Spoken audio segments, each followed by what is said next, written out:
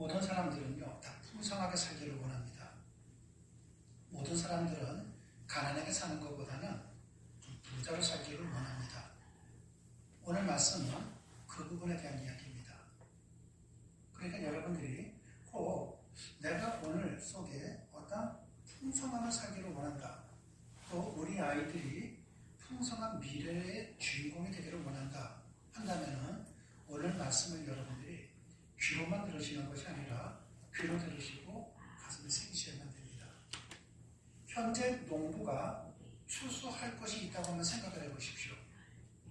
그렇다면은 농부가 지금 만약에 추수할 것이 있다는 것은 과거에 농부가 씨앗을 심었기 때문입니다. 즉 심어야만이 거둘 수가 있다는 것입니다. 또한 농부는 자신이 심은 종류의 식물을 그대로 거두게 됩니다. 만약에 농부가 콩을 심었다면 콩을 거두게 되는 것이고 팥을 심었다면 팥을 거두게 됩니다. 만약에 농부가 씨를 뿌리지 않았는데도 불구하고 뭔가 추수할 것이 있다? 그것은 거짓말이겠죠. 농부가 팥을 심었는데 콩이 나온다? 그것도 있을 수 없는 일입니다. 항상 농부가 추수할 것이 있다면 그것은 과거에 농부가 씨앗을 심었기 때문이죠. 그런데 여기는 전제 조건이 있습니다. 바르게 심었어야만 됩니다. 바르게 심지 않았더라면 아무리 씨를 심었어도 거둘 수는 없는 겁니다. 또한 농부가 자신이 행복을 심으면 행복을 거두는 것이고 불행을 심으면 불행을 거두게 됩니다. 그런데 이러한 심고 거두는 원리는 단순한 농사의 법칙만 있는 것이 아니라 인생과 신앙의 대원칙도 이와 똑같습니다. 우리 한번 갈라디아서 6장 7절 말씀을 우리 한번 다 같이 한번 합독하도록 하시겠습니다. 스스로 속이지 말라. 하나님 없이 여김을 받지 아니하시나니 사람이 무엇으로 심든지 그대로 거두리라. 아멘. 이것은 하나님의 말씀이죠. 사람들은 심지도 않고 거두려고 합니다. 스스로가 속일 때가 많습니다. 그런데 여기에도 전제 조건이 있습니다. 나는 심었습니다. 그런데 내가 심었는데 거둘 것이 없다고 생각을 할 때 보면은 자기 자신이 모를 때가 더 많다는 거예요.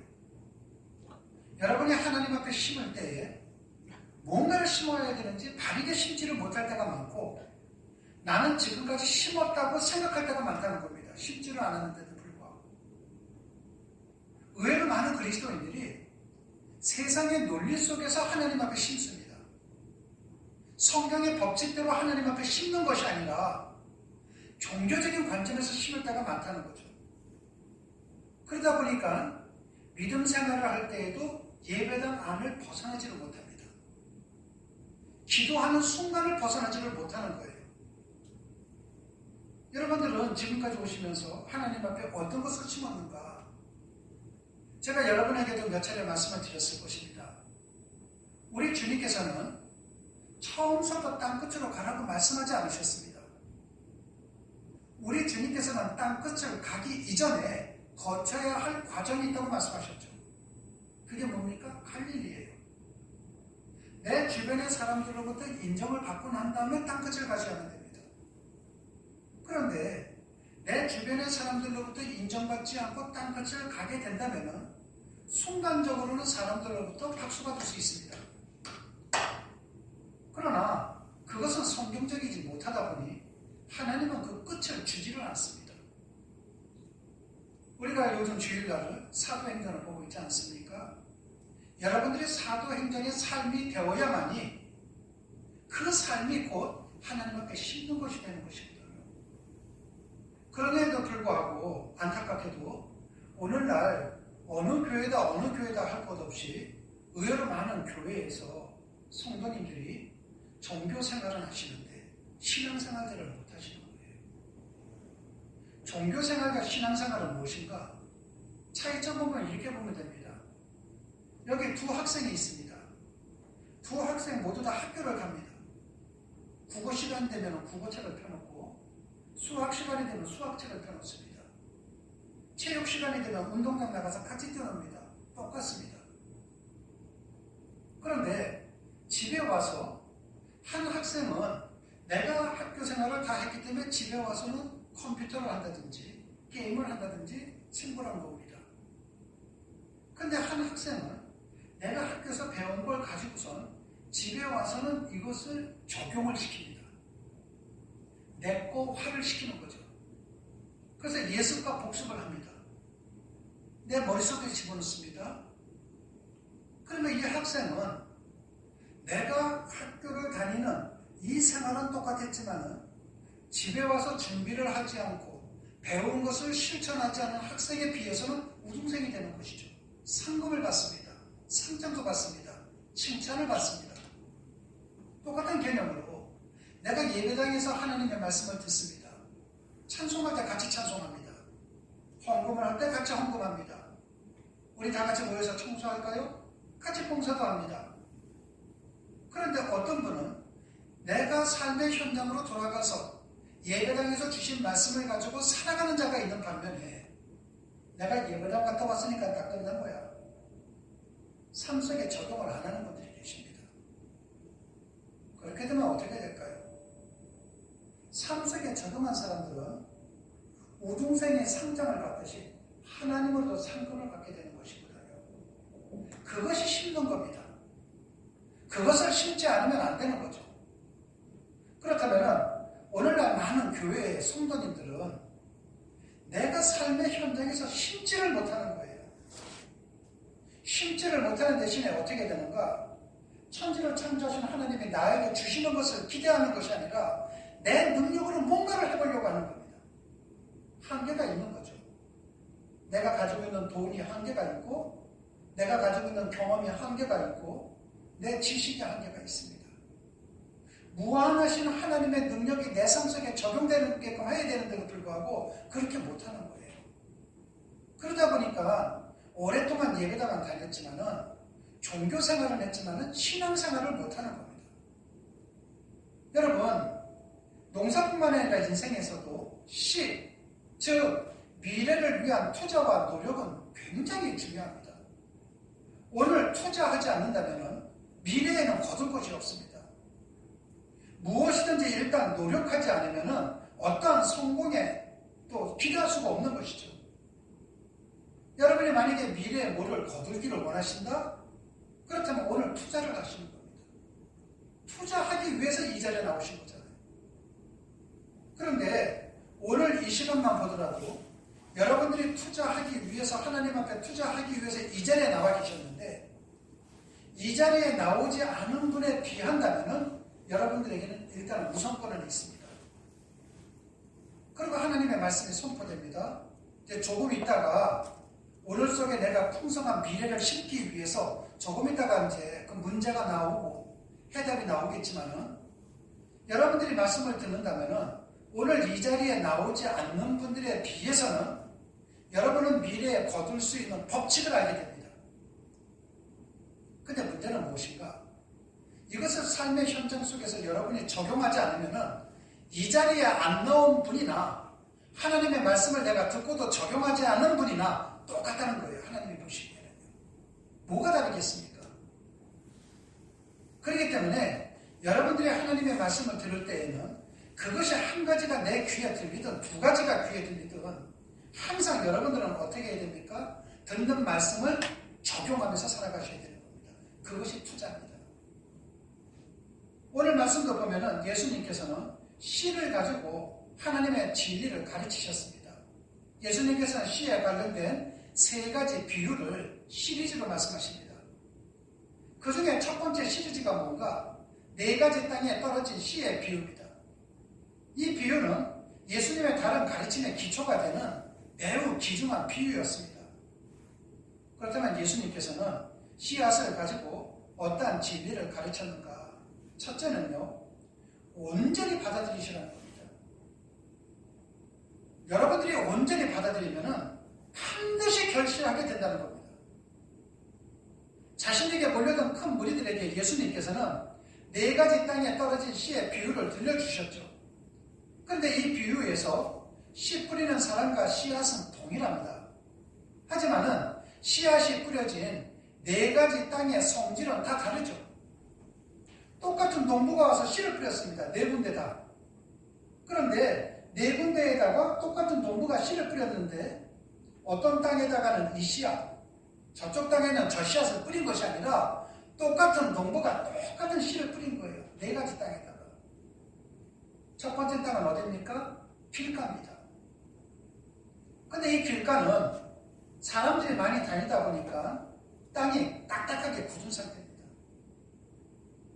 땅이 딱딱하게 굳으니까 씨가 안 들어가겠죠.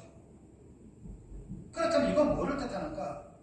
오늘날 교회 다니시는 분들 가운데에서도 기독교 신앙인들 가운데 속에서도 교회에서 만나든 누구랑 만나든 보면은 주변에서 하나님의 말씀을 이야기하는 것보다는 세상 이야기를 더 좋아하십니다. 그때마다 그 중심은 딱딱하게 굳어가는 거죠. 하나님의 말씀을 들은 거 다 잊어먹게 되는 거죠. 어떨 때는.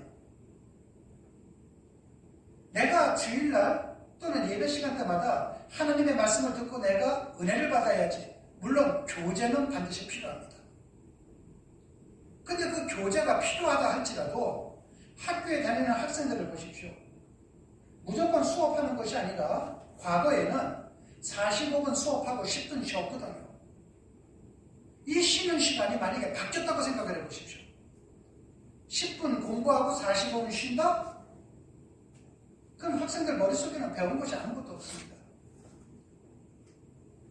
여러분들이 주일날이든 예배 시간이든 어떤 상황 속에서도 여러분들이 평상시에 있었던 삶에 대한 이야기 하셔도 됩니다. 하십시오. 그 교류는 반드시 필요합니다. 하지만은 사람의 이야기로 시작해서 사람의 이야기로 끝나면 안 된다는 거예요. 근데 대부분이 사람의 이야기로 시작해서 사람의 이야기로 끝나요. 예배당 안에서는 식사를 하시고 난 다음에 서로가 교제를 나눌 때에도 사람의 이야기로 시작해서 하나님의 이야기로 끝나셔야 돼요.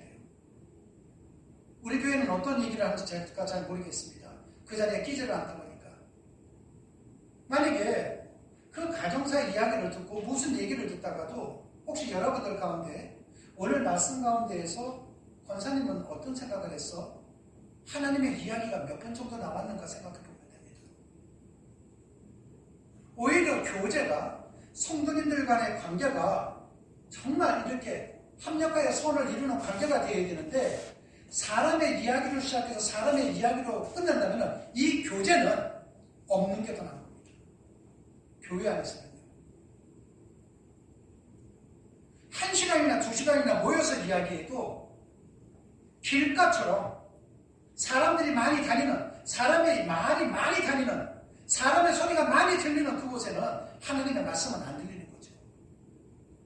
그러다 보면은 나중에 주중에라도 누구랑 만나면은 어떤 얘기를 할까요? 그 집사님, 그 권사님, 그때 그 이야기 들었을 때 어떻게 생각했어? 하나님의 말씀은 없는 거죠. 미래에 거둘 곳이 없다는 겁니다. 그런 것들은. 여러분, 저는 좀 이런 부분에 대해서 여러분에게 지금 냉정하게 말씀을 드리는 겁니다. 분명히 교제는 필요하다고 했습니다. 그러나 사람의 이야기로 시작했지만 반드시 하나님의 이야기로 끝내야 된다는 겁니다. 둘째 땅은 어디입니까? 돌짝밭입니다. 바위와 돌 위에 흙이 얇게 이제 뿌려져 있습니다. 그러다 보니까 어떻습니까? 씨앗이 들어갈 수가 없는 거죠. 셋째 땅은 가시덤불 땅입니다. 그리고 넷째 땅은 토지가 우수한 좋은 땅입니다. 그런데 동일한 씨앗을 뿌렸음에도 불구하고 그 씨앗이 떨어진 땅의 성질에 따라 결과는 달라진다는 거예요. 여러분, 예배당도 마찬가지 아닙니까? 똑같이 말씀이 선포되는데 어느 분에게는 하나님의 말씀에 생명의 말씀으로 들어가지만은 어느 분에게는 그냥 지루한 이야기를 들리는 분들도 계십니다. 제가 요즘 여기에 이제 처음 했을 때에는 이제 성도님들 얼굴도 제대로 못 보죠. 근데 어느 정도 쓰면은 설교를 하면서도 여러분들 다 봅니다. 다 보여요, 진짜로요. 여러분들이 눈을 얼마큼 감고 있는지, 어떤 분이 몰래 어떤 걸 하는지 다 압니다, 여기서. 근데 요 근래 와서 제 마음속에 아주 긍정적인 마음이 들어서는 것들이 많이 나타납니다.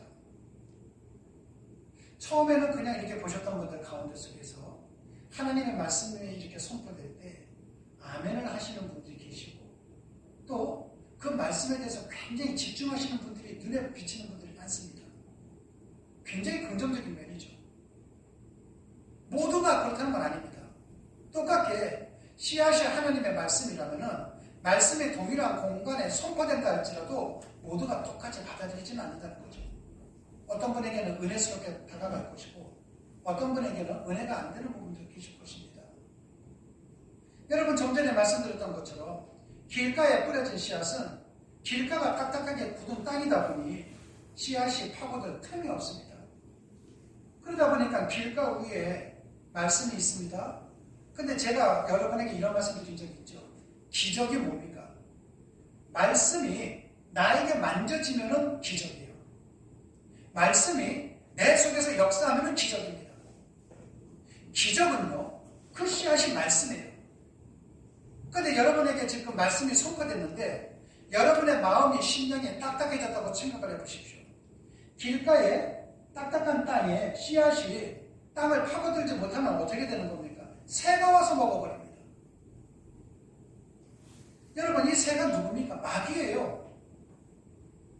마귀가 여러분을 지금 못 살게 하기 위해서 말씀 생각 안 나게 하는 겁니다. 듣지도 못하게 하는 거예요. 마치 마약을 맞은 사람이 마약 한 대 맞으면 기분이 좋은데 끝나고 나면은 마약의 약의 효과가 없어지면 괴롭듯이요. 내가 세상에 이야기하면 재미가 있죠.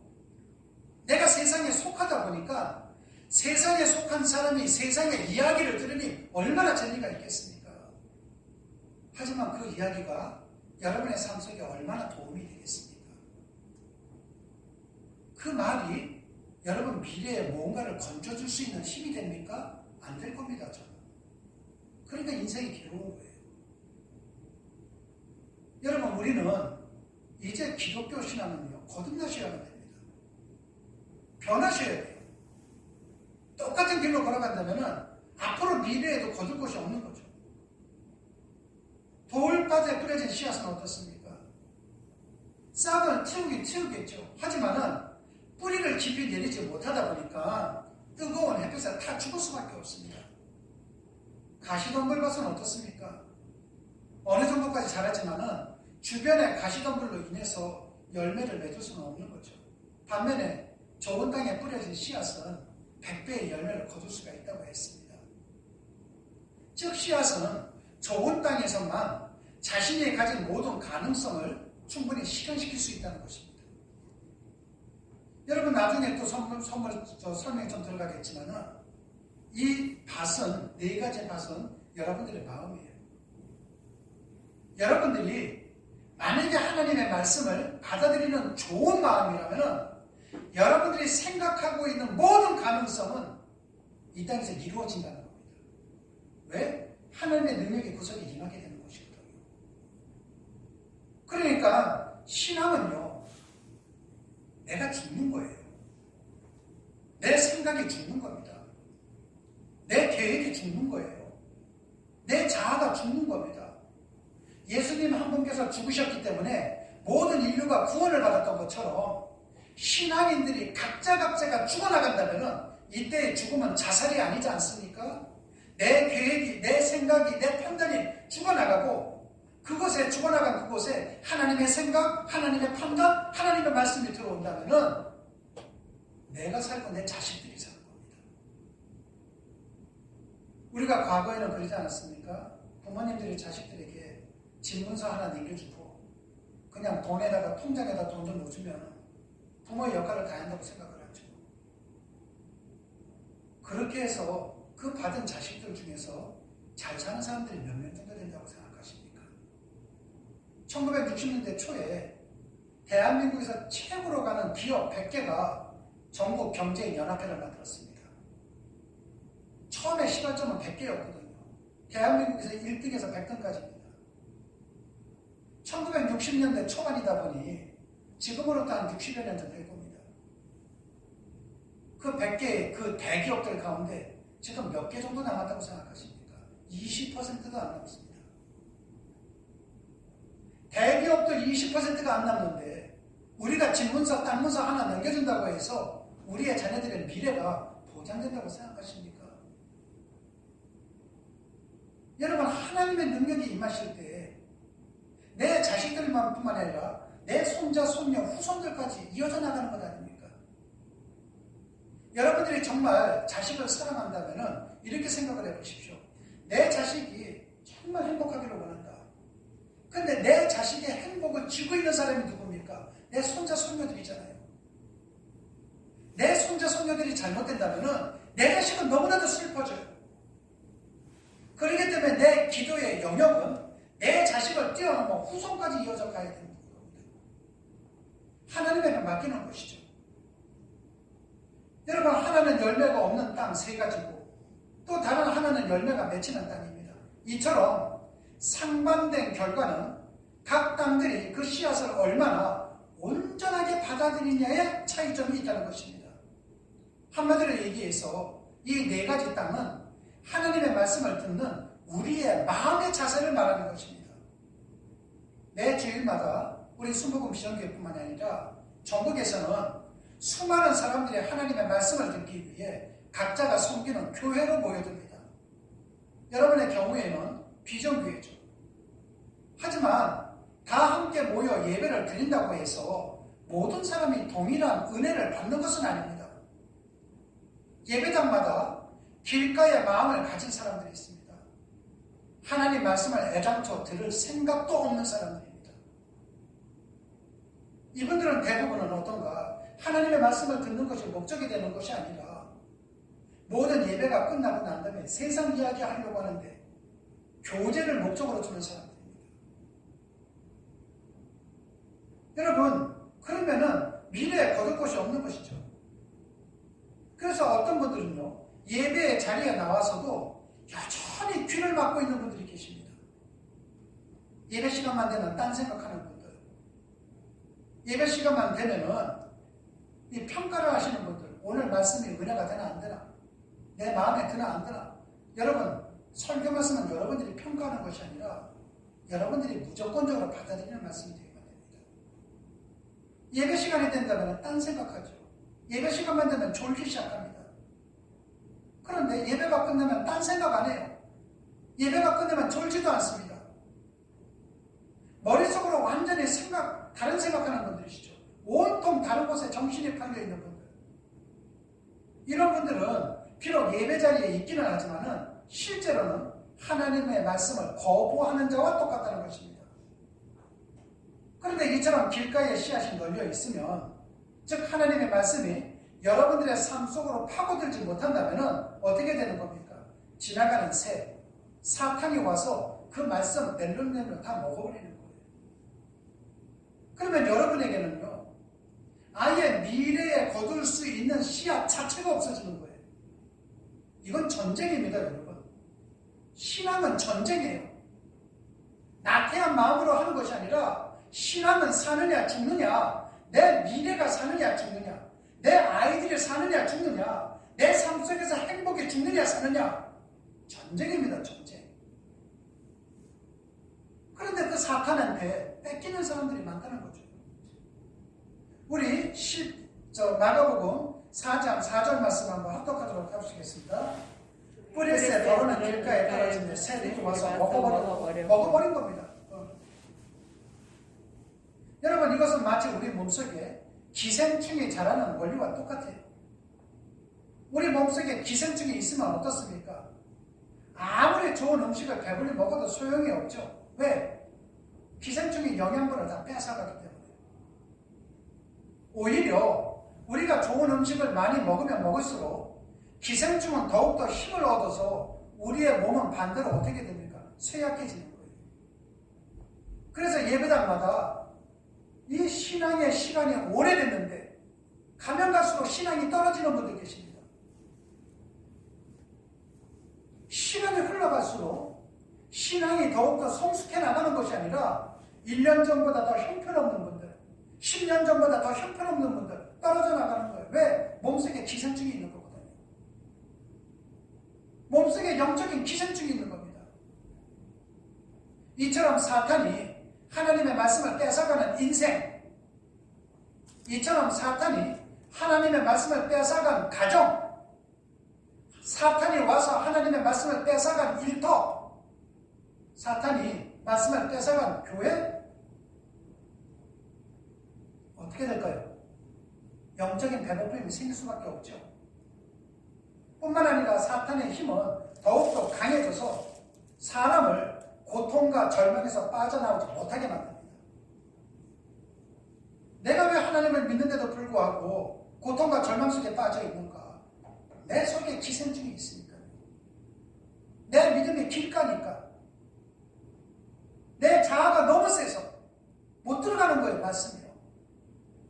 여러분, 이에 비해서 돌밭에 마음을 가진 사람은 어떻을까요? 영적인 조울증을 가지신 분이죠. 이런 분들의 특징이 뭔지 아십니까? 오늘 하나님의 말씀을 들었습니다. 내가 들어서 내가 기분 좋으면 그때는 들뜨는 겁니다. 아! 오늘 은혜 받았어. 제가 영적인 조울증이라고 말씀드렸습니다. 누가 옆에서 봐도 주체하기 힘들 정도로 너무나도 쾌활하고 행복해합니다. 하지만은 자기 마음에 안 들면 어떻습니까?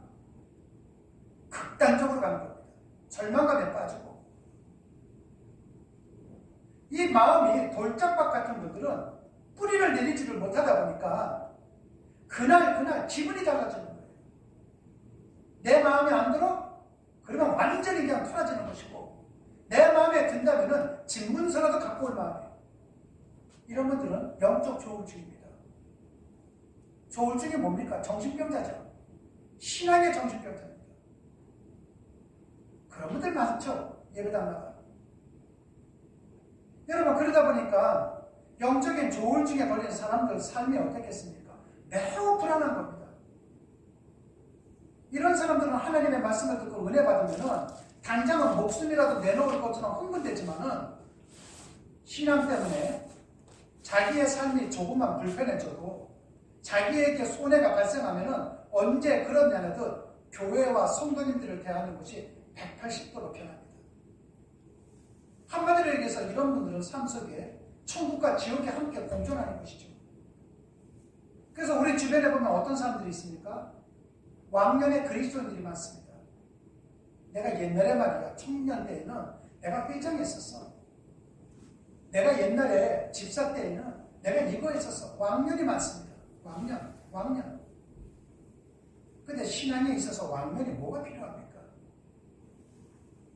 여러분, 신앙생활의 판단 시점은 언제나 현재잖아요. 내가 지금 죽겠는데 왕년에 내가 이렇게 신앙생활 잘했다는 것이 뭐가 도움이 됩니까? 이게 영적인 조울증에 걸린 사람들입니다.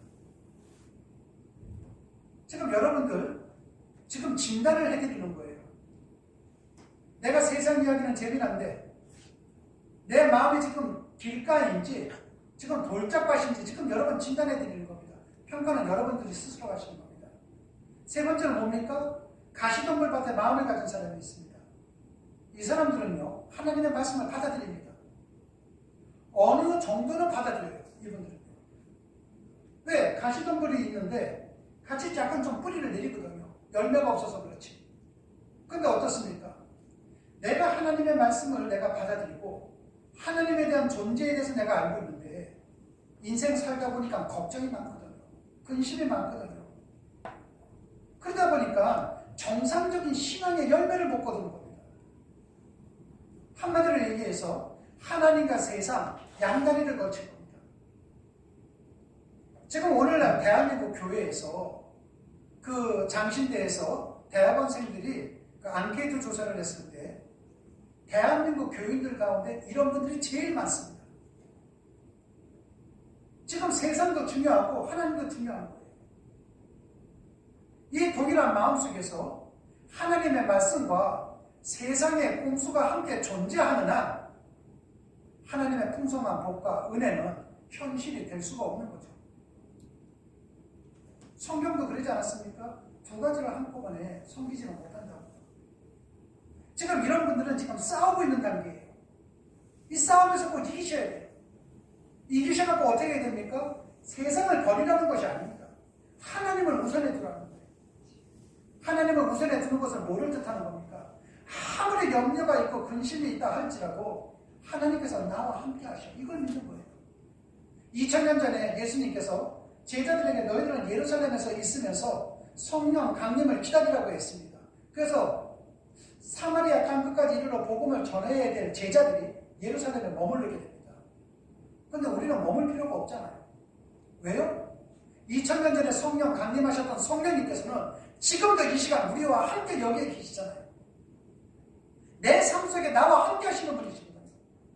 내가 잠을 자면은 잠자는 내 머리맡에 계시는 것이고, 내가 차를 타고 가면은 내 옆자리에 성령님께서 함께 계시는 것이고, 내가 슬플 때에 수건을 가지고서 내 옆에 베개고 계시고, 내가 기쁠 때에 내 손을 붙잡고 함께 하시는 성령님이 24시간 365일 우리와 함께하고 계시잖아요. 그 성령님이 누굽니까? 천지를 창조하신 하나님이시잖아요. 그분이 나와 함께하고 있다는 사실을 지금 가시덤불과 같은 믿음을 가지신 분들은 이것을 지금 배우셔야 된다는 거예요. 이것을 믿으셔야만 된다는 것입니다. 그때야만이 내 삶 속에 행복이 넘치게 되는 것이거든요. 여러분, 그런데 네 번째 땅은 어떻습니까? 좋은 땅인데 호미로 땅을 파든 내 삶의 내 가슴을 호미로 파든 삽으로 찍든 간에 받아들이는 거예요. 믿음이 뭡니까? 순종이잖아요. 말씀에 대한 순종뿐입니까? 아니요. 상황에 대한 것도 순종하셔야 되는 겁니다. 하나님의 말씀에 순종합니다. 하나님이 내게 주신 상황까지도 순종하는 거예요. 제가 오래전에도 여러분에게 말씀했던 것처럼 다윗을 보십시오. 이스라엘 어디에 숨을 데가 없어요. 왜? 사울 왕이 자기를 죽이려고 하기 때문에. 그때 숨을 데가 없다 보니까 자기들과 싸웠던 적국 아히멜렉이 찾아가고 얘기하지 않습니까? 침 질질 흘리면서 좀 먹을 것 좀 달라고. 미친 짓 하면서 먹을 것을 달라고 할 때에도 다윗은 그 상황을 주신 하나님을 믿었지 않습니까? 사망의 엄침한 골짜기를 다닌다 할지라도 내가 해를 두려워하지 않을 것은,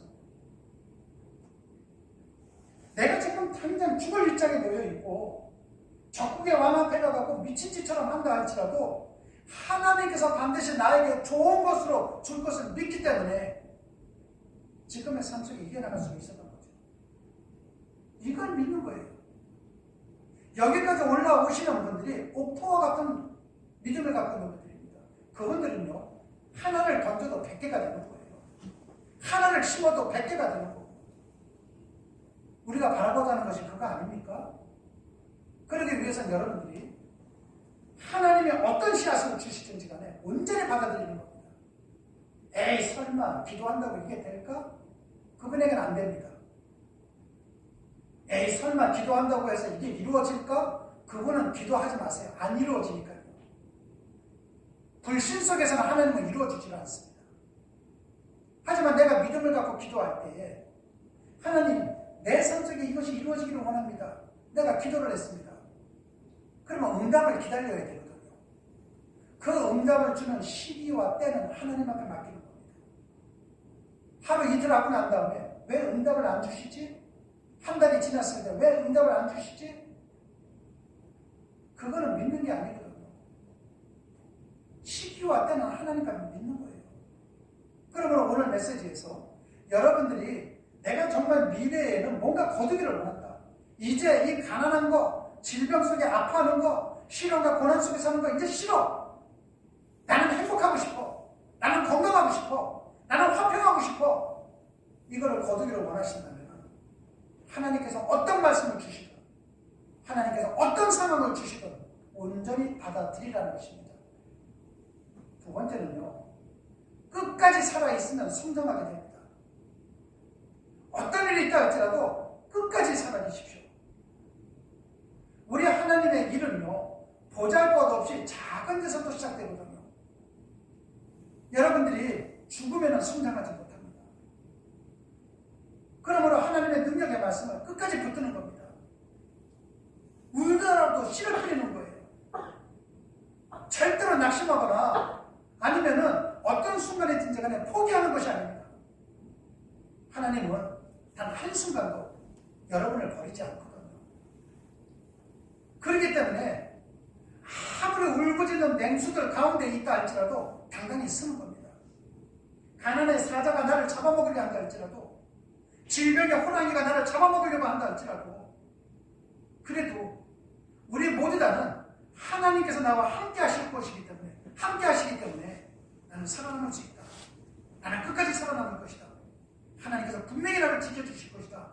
이 믿음을 가지고 걸어가는 것입니다. 이제 말씀을 정리하겠습니다. 여러분, 저는 순복음 비전교회 이 부분에 대해서 그런 생각을 종종 합니다. 저나 여러분이나 다른 교회랑은 비교하지 말자고요. 우리 모두 다는 순수한 마음으로 하나님의 백성들이 되자는 겁니다. 다른 데서 이렇게 했으니까 우리도 이렇게 하고, 다른 데서 저렇게 했으니까 저렇게 하는 것이 아니라 죽으면 죽으리라는 에스더의 신앙 고백이 우리의 고백이 되어야만 된다는 겁니다. 내가 죽어야만이 부활되는 것 아닙니까? 내 생각이 죽어야만이 하나님의 생각이 부활된단 말이죠. 내 삶 속에서. 그러므로 순복음 비전교회와 순복음 비전교회 모든 성도님들은 내가 이 시대의 믿음의 본이다. 우리 교회는 엘리야 시대 때 남겨놓은 7천 속에 속한다. 우리는 그렇기 때문에 다른 것과는 다르다. 내가 당장 내일 멸망한다 할지라도 나는 오늘 믿음의 사과나무 한 그루를 심겠다. 이런 마음으로 여러분들이 나가신다면 분명한 것은 여러분의 모든 미래 가운데 속에, 또 여러분의 자녀들, 여러분의 그 후손들 모든 삶 속에 하나님의 놀라운 기적과 이적의 열매가 가득한 것을 저는 확신합니다. 여러분 모두 다가 그러한 주인공들이 되시기를 주님의 이름으로 축원합니다. 기도하시겠습니다. 사랑이 많으신 아버지 하나님, 참으로 고맙고 감사합니다. 아버지 하나님의 역사하심은 지속적으로 성장해야 합니다. 그런데 하나님의 나라, 하나님의 일의 생명력은 하나님의 백성들이 하나님의 말씀을 끝까지 붙들 때만이 유지가 됩니다. 사랑해 주님, 우리 모두 다가 하나님의 말씀을 끝까지 붙들기를 원합니다. 그러하여 하나님의 생명력이, 하나님의 역사하심이 우리의 삶을 통해서 이 땅에서 이루어지기를 원합니다.